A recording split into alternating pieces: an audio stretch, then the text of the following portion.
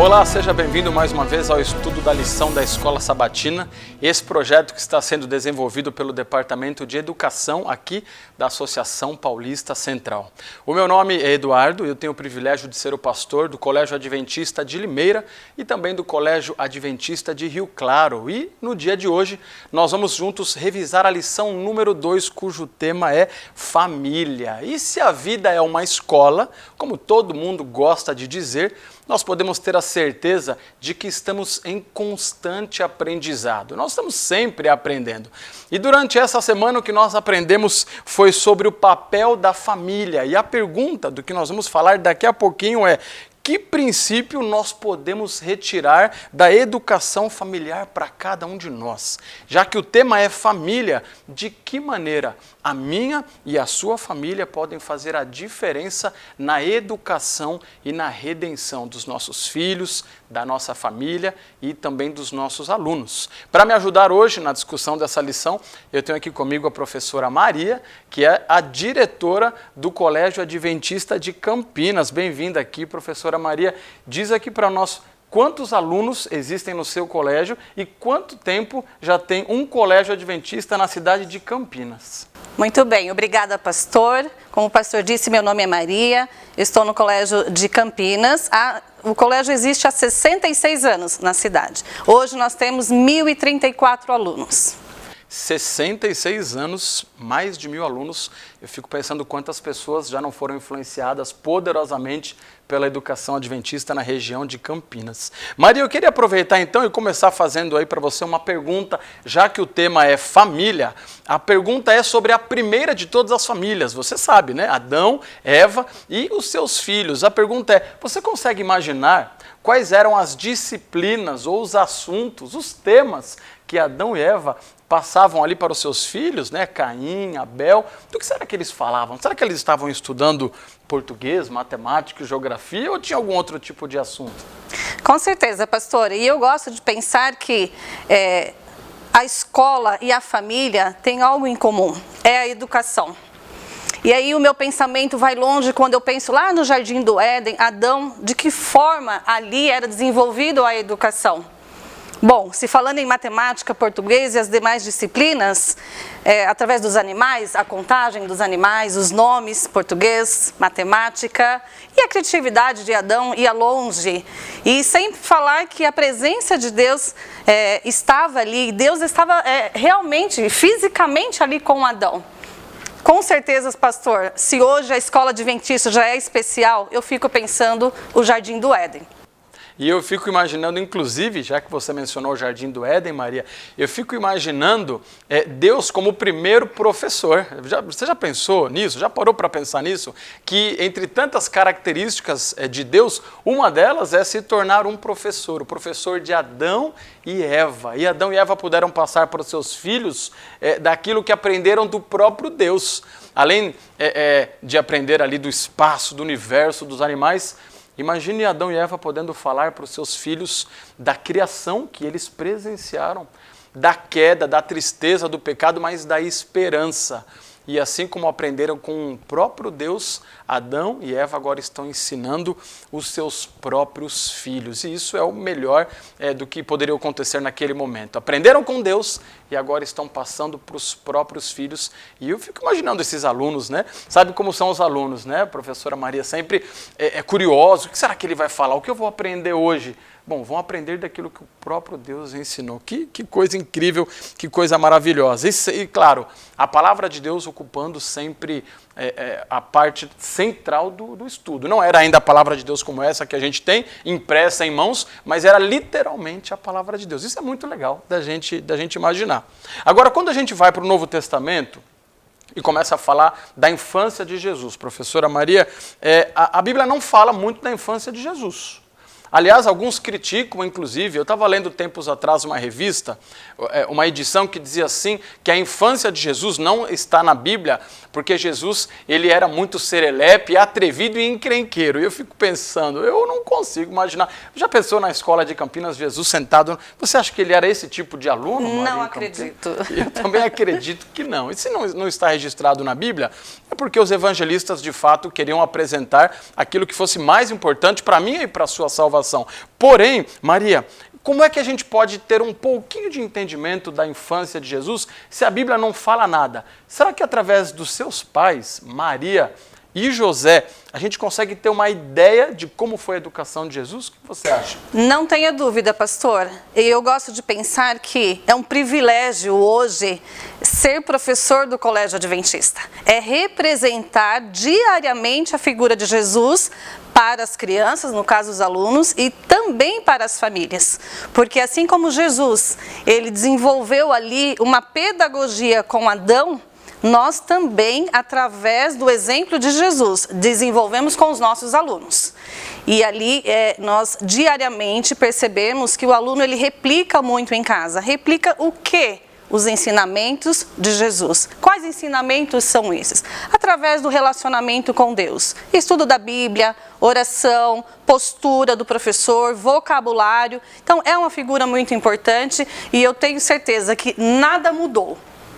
Perfeito. A figura dos pais, a figura do professor já diz muito sobre o que o próprio aluno está aprendendo. Quando nós vamos à Bíblia, no livro de Lucas, capítulo 2, verso 52, dá uma pista para nós. Olha só, diz assim: e crescia Jesus em sabedoria, estatura e graça diante de Deus e dos homens. Como foi a sua infância, nós não sabemos, mas que ele estava crescendo em sabedoria, estatura e graça diante de Deus e dos homens, isso a Bíblia diz para nós. E como disse aqui a professora Maria, os escolhidos para serem os pais de Jesus nessa terra, Maria e José eram pessoas tementes a Deus. E você não tem a menor dúvida de que foi dado a Jesus a melhor educação que poderia ser dado. E a educação era em casa, inclusive, né Maria? Não era nas escolas como nós temos hoje. Primeiro a educação era em casa, depois dos 6 anos eles iam para a escola, numa sinagoga, e Jesus foi aprendendo com a sua mãe, com o seu pai, e assim foi seguindo o seu aprendizado. Então, olha, pode ficar tranquilo, viu? Jesus teve uma infância única, ele não cometeu nenhum pecado, nem quando grande, nem quando criança, nem quando adolescente. Ele é o nosso Salvador imaculado que não cometeu nenhum pecado. Agora, a Maria tocou num ponto muito interessante aqui. Ela estava falando da importância do professor para o aluno. Pensa comigo, você que está aí.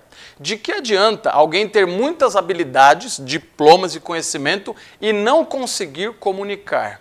Ou então o contrário, de que adianta a pessoa ter uma oratória sofisticada, falar muito bem, mas não ter o que passar? Não adianta muito. E a lição dessa semana falou disso, né, Maria? Como é importante o equilíbrio e como é importante o professor na vida dos seus alunos, não só pelo que ele conhece, mas especialmente pela sua habilidade de se relacionar. Não é assim também nas nossas escolas? É verdade. Nós percebemos diariamente a questão da educação familiar.